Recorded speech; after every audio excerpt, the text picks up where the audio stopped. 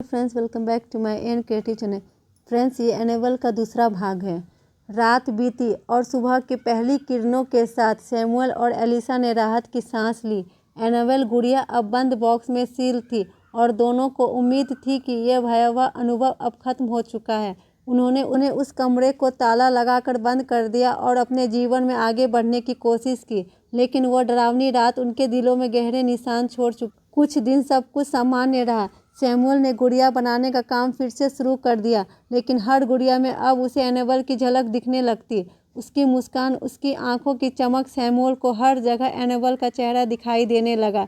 Elisa ने भी महसूस किया कि घर में एक अजीब सी ठंडक छाई हुई है। एक शाम सैमुअल ने दुकान बंद करने के बाद अचानक एक अजीब सी आवाज़ें सुनी।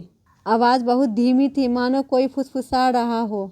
सैमुअल ने उस आवाज़ को नज़रअंदाज किया और अपने कमरे में चला गया, लेकिन जैसे ही वह दरवाजे के पास पहुंचा, उसे लगा कि पीछे कोई है। उसने मुड़कर देखा और अचानक सन्न रह गया।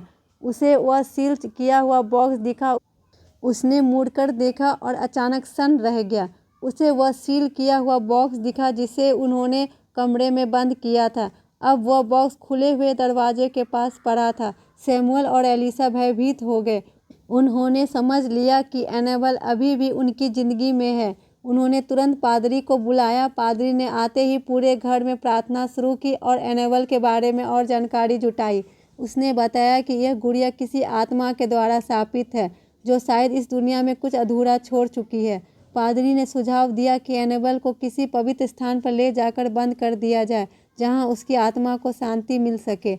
सैमुअल और एलिसा ने पादरी की बात मान ली और अगली सुबह एनेबल को एक पुराने गिरजाघर में ले जाने का निर्णय किया। अगले दिन सुबह तीनों ने एनेबल को एक भारी लोहे के बक्से में डालकर गिरजाघर में रख दिया।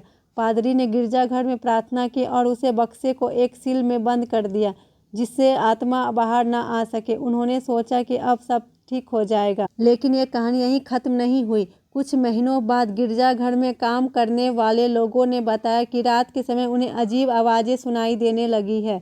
कभी कभी उन्हें ऐसा लगता कि कोई उनके पीछे खड़ा है और उन्हें देख रहा है। बक्से के आसपास का वातावरण भी कुछ अजीब सा होने लगा था, जैसे एक अजीब सर्द हवा वहां बह रही हो। एक रात गिरजाघर का एक कर्मचारी बक्से के पास गया और देखा कि बक्से का ताला खुला पड़ा था, और तभी एक हल्की हंसी की आवाज़ सुनाई दी और ऐसा महसूस हुआ कि उसकी आंखों के सामने एक परछाई सी गुजर गई। उसने डरते डरते वापस मुड़कर देखा, लेकिन वहां कोई नहीं था।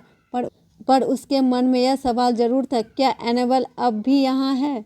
अगले भाग में जाने की क्या एनेबल की आत्मा का खौफ खत्म होगा या उसकी यह यात्रा अभी जारी रहेगी? क्या पादरी और सैमुअल मिलकर इस आत्मा को हमेशा के लिए शांत कर पाएंगे?